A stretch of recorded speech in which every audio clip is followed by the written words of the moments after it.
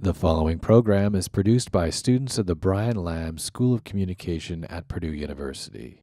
On this week's edition of Fast Track, we'll hear about a spring event and take you to Purdue Grand Prix to take a look at the fun and exciting activities. We'll also take you to a music event to enjoy different genres of music produced by Purdue student bands, and we'll visit a production crew at the theater department to learn how they prepare for a unique theater performance. Finally, we'll take you to two famous attractions in Lafayette to show you the beauty of nature and animals of a variety of species.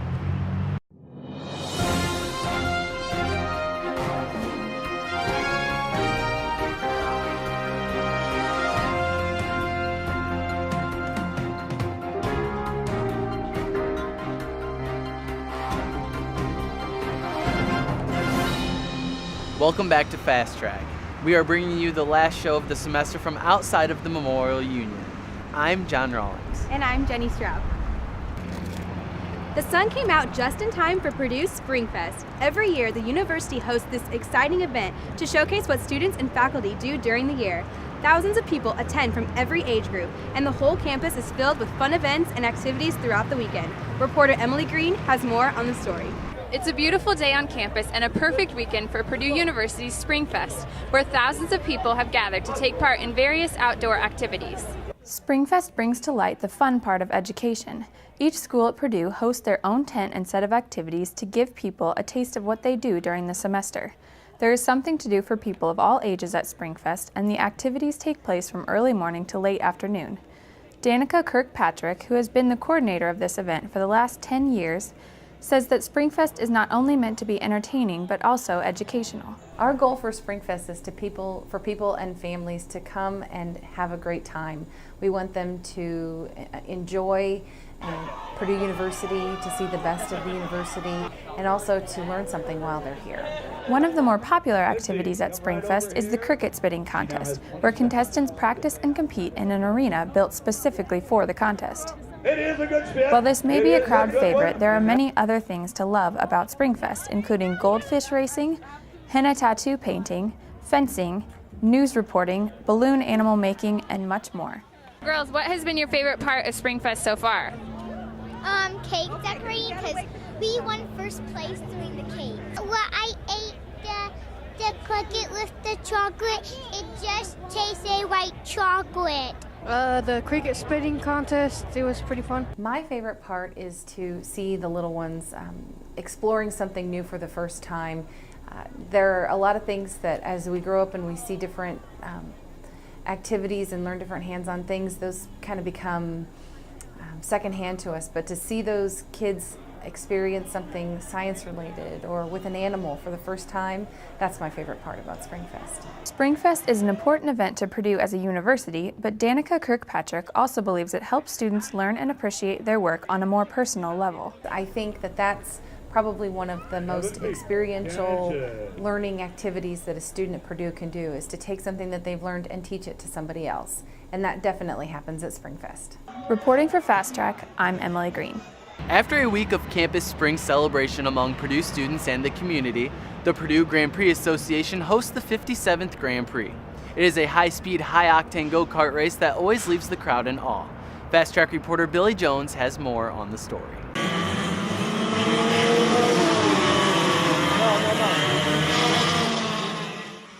On April 26th, the Purdue Grand Prix Foundation hosted the 57th annual Grand Prix race, or as they like to call it, the greatest spectacle in college racing.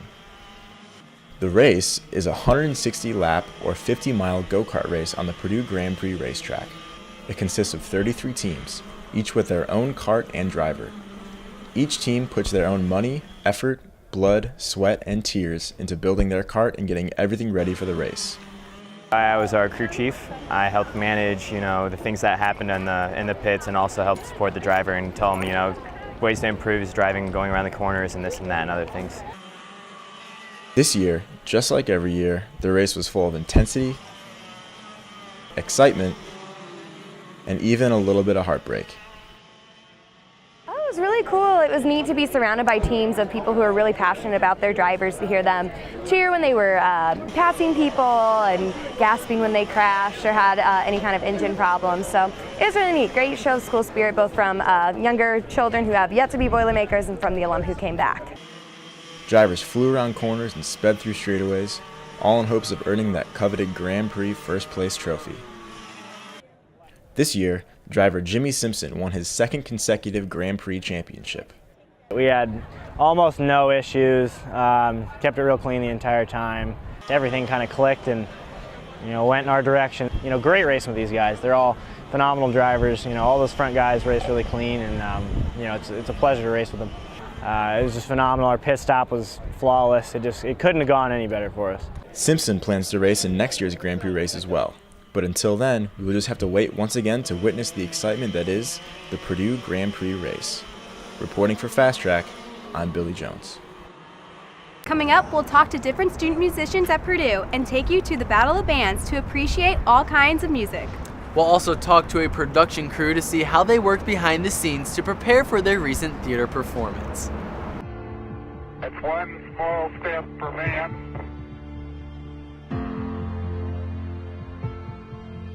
one giant leap for mankind.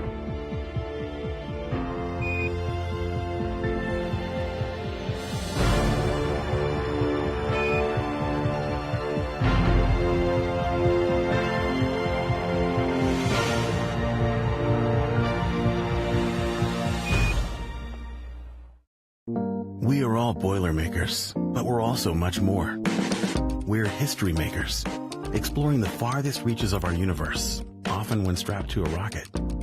We are hope makers, rebuilders of Haitian cityscapes who ensure they'll now withstand any disaster. We are difference makers, developers of drought-resistant crops that just might end world hunger. The fact is, what we make moves the world forward. We are Purdue, makers all. I am an American. I am an American. I am an American. I am an American. I am an American. That's the way most of us put it. Just matter of factly. They're plain words, those four. You could write them on your thumbnail or sweep them across a bright autumn sky. But remember, too, that they are more than just words. They are a way of life. So whenever you speak them firmly. Speak them proudly. Speak them gratefully. I am an American. I am an American. I am an American. I am an American. A sure sign of the return of warmer weather is the presence of live outdoor music. Battle of the Bands is an event organized by the Purdue Student Union Board.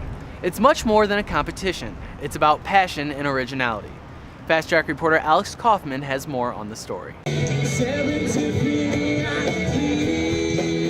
Battle of the Bands is an event hosted every year by the Purdue Student Union Board, giving students a chance to listen to some homegrown live music. We get to show off Purdue talent, which we don't get to do very often. Instead of bringing an artist like a local band, we get to show off the talent that we have here at Purdue. And it's not just for the fans of live music. There are also some prizes at stake for the competitors. They could potentially win a cash prize and the opportunity to open up for Life in Color, so it's a good deal. There were several different styles of music represented this year, including acoustic, rock, Bengali folk tunes, and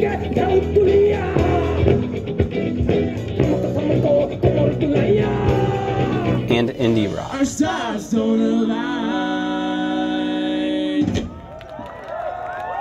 And as these bands have different types of music, they also want to communicate different things to the audience. We want to send that music has no language. That's I think our main message. When I sing U2 or when I sing Bengali folk tunes, I think all the language doesn't really matter. The tune itself transmits the message we're trying to send, and that would be our big message, that when it comes to music, the world is one.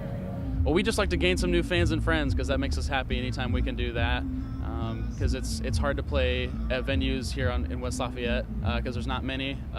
Gray House has some shows sometimes, but other than that, it's really kind of sparse. So we love gaining new friends and fans that are local. My biggest thing whenever I'm playing music is I consider it successful if I can get the audience to feel how I feel while playing. All these bands have passion, but what they need most to win is originality. Typically, if they play their own original song, that will get the judges' attention better. If they play in a different style of music, if it's just not the same tempo all the way through, just something different. Some things that we've heard this year from the demos is that people will sing in a different language, so that will definitely get the judges' attention because that's something that hasn't been done before. These performers all have a love for what they do, but music means something different to each one of them. Music to me is the greatest hobby in the world that you can take up, I think, and the best form of art as well. Music means a lot to me because other than studies, that's like the only thing I do most of the time. For me, music is the purest way to express myself, because it'll transcend any boundary, whether it's language, race, age, anything. It's pretty universal, and that's probably the biggest thing for me, is being able to communicate to people. Reporting for Fast Track, I'm Alex Kaufman. Speaking of music, students and professors within the theater department have been working on combining traditional theater with electronic dance music and audience interaction. For 2 nights in May, the Mallet Theater will be turned into an EDM nightclub. Reporter Jenna Wild has the story. An experimental theatre piece has been the talk of campus this semester. The show, Choices, is turning the Mallet Theatre into an EDM club for 2 nights. Months of preparation has gone into this unique theatrical experience. My role in Choices is sort of twofold. Part of it is I'm designing, an awesome EDM concert lighting and, trying to create as much excitement in this sort of club atmosphere. But at the same time, we're also going to be telling a story throughout that. So in that case, it's a little more traditional theatrical lighting design of, lighting the actors and making sure everyone can see what's going on. I think really what our hope is that it's going to be an exciting experience for anyone who shows up and a unique experience. Although the cast and crew are reluctant to give away too much about the show, many students have used social media to find out more about the piece after its album release in January. Well, there's all sorts of different mediums that we found out about it. There's Twitter, they're on Facebook. It's just pretty much everywhere you look, you can find something about this club. It's gonna be party, music, no drinky, so we got to do that pre and post. There's gonna be a game, right? Oh yeah. We need to bring our phones. How to bring your smartphones. Yeah. There's gonna be all sorts of different activities that are going on with this show. It seems like Avidity was the first Oh thing. yeah, It was party. Just, That was a blast. Yeah, It was just kind of in the ether, It was just kind of like whispers in the mountains. It was very Lord of the Rings, and then Avidity kind of solidified it. Yeah, and right after that, we could download the album from Backcomp. Mm-hmm. So I'm listening to it all the time. I have it on my phone. I blare it in the bathroom. My favorite is Rubber Booty Buggy Bumper. It involves horns, which arouse me, and it is just a killer beat. Really gets the old loins vibrating. Backstage, the MC has been preparing for the opening night on May the 2nd. What's up? Welcome to my temple. I'm the MC. I'm going to show you around today. So just take a look around. We're standing on the dance floor right now. We're in a couple months. It's just going to be booty to booty to booty all across the space. We got this badass sound system in here. We got 11 surround sound speakers. Not many clubs can say that, so this is kind of a special thing. But this is our mothership. This is the beautiful gem in the nights of West Lafayette. This is the stage. Let me take you up there and I'll show you what's going on.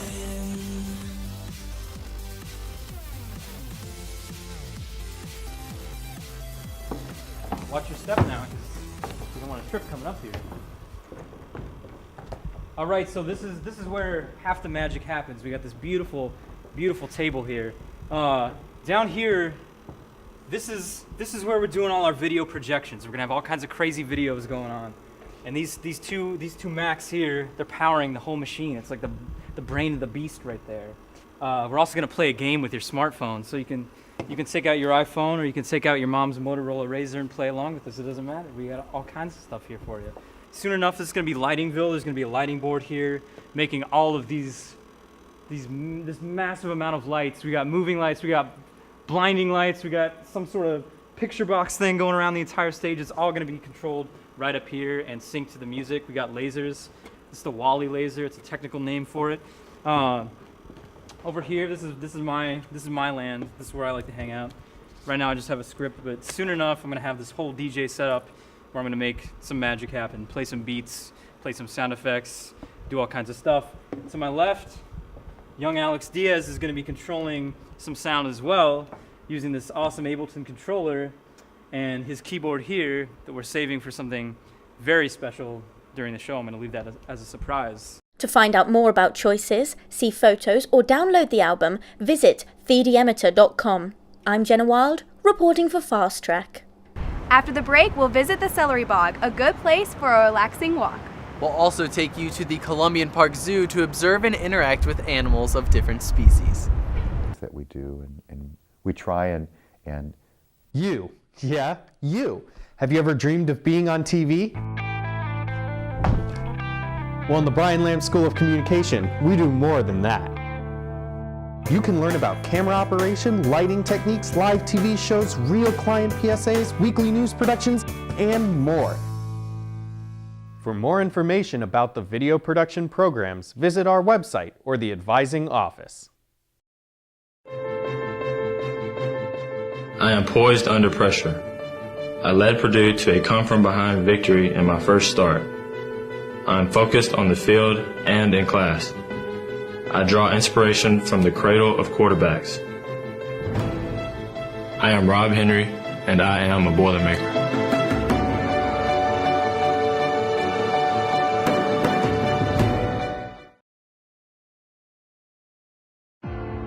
That's one small step for man,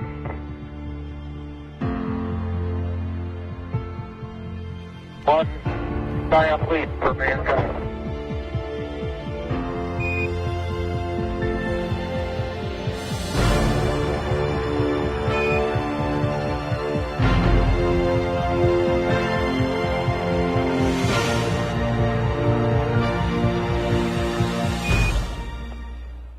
The Lafayette area has 27 miles of trails for people to walk, run, or bike on. These trails and surrounding wildlife attract people from all over the community. Students may not know about these nearby trails or even the Celery Bog, one of the most unique habitats in this part of Indiana. Fast Track reporter Sarah Miller has more on the story. Life at Purdue may be busy and fast-paced, but there is a piece of nature close by that can take students away from the stressful campus atmosphere and into the tranquility of nature. Celery Bog is the name of the wetland just over a mile north of campus and is where prairie, savanna, woodland, and wetland ecosystems merge together in one place. The name Celery Bog comes from immigrants from Holland who farmed the land in the 1920s, with celery being their specialty crop. Though it was a bog at the time, the area has transformed into a wetland over the years. The DNR, Department of Natural Resources, has actually designated this property as a significant ecological site, which means that it's not real common to have this type of wetland in this part of the state. So they have indicated that this is really an important place to have people come out and learn about the environment. Local officials realized the benefits of this habitat and purchased the land to save it from development. In 1999, the Lilly Nature Center was built to protect the bog and to bring people closer to nature while educating them about the wildlife. Sam Polsthwaite was a Purdue biology professor for 38 years.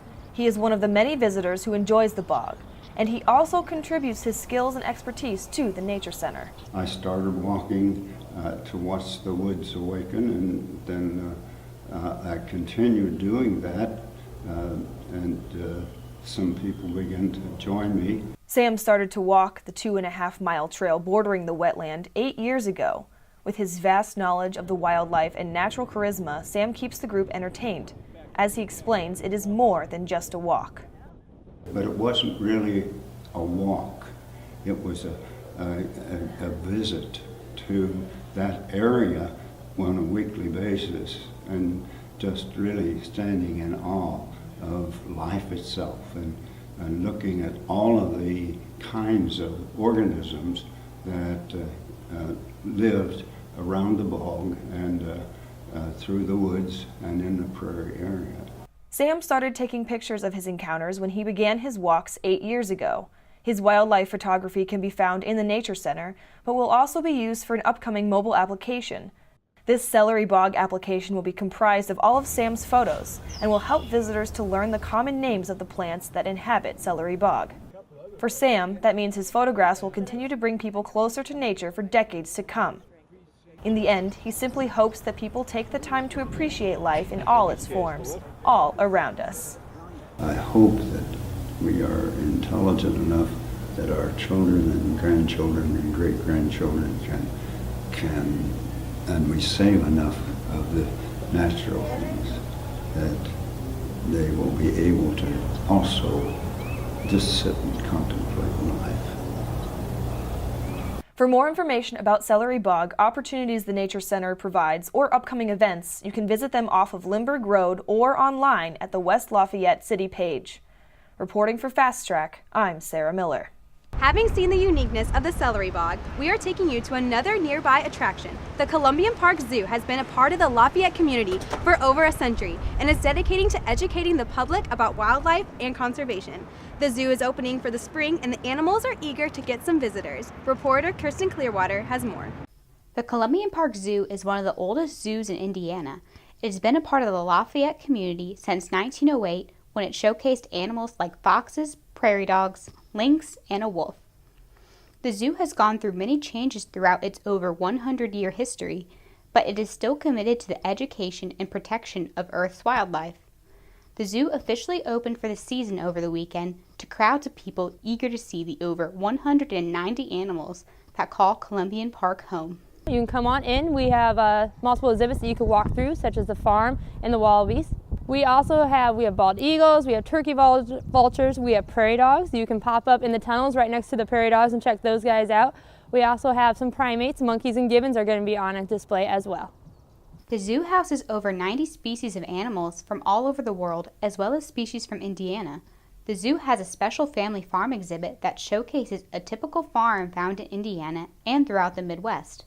The exhibit has goats, chickens, a miniature horse, a llama, and many other animals that visitors can interact with while learning about the importance of agriculture.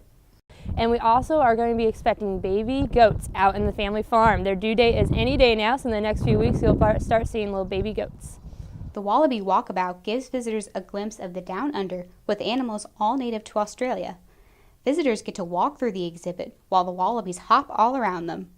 As visitors walk, they get to see the emus, which are the largest birds native to Australia. We also have joeys out in the wallaby lot. So as you walk through the wallaby lot, you'll be able to find multiple little joeys peeking their head out. One of the favorite exhibits of guests is the North American River Otter exhibit, which is home to 3 very playful otters. Guests get a great view of the otters with a large underwater viewing window, which lets visitors get up close to the fun antics of these creatures. I love the otters. That's something my sisters and I share. Just watching them swim around is really fun. The Columbian Park Zoo has a new attraction that is opening this season. We actually are opening up our train depot today on opening day. We actually have a train depot all brand new with model train cars inside so people can load up there for the train outside of the Columbian Park Zoo. The model train is of the city of Lafayette, so you can actually stay in there and watch the model trains going around on tracks while they're waiting to load up on our train on the Columbian Park Express. There are many animals to see at the Columbian Park Zoo, and these animals are very excited to put on a show for guests. The zoo is located in the middle of Columbian Park, and the spring hours are from 10 a.m. to 4:30 p.m. Admission is free to everyone, so come and explore the many exhibits. Reporting for Fast Track, I'm Kristen Clearwater. That's all we have time for on this semester's last edition of Fast Track. Thanks for watching. I'm Jenny Straub. And I'm John Rawlings. We all look forward to seeing you again in the fall.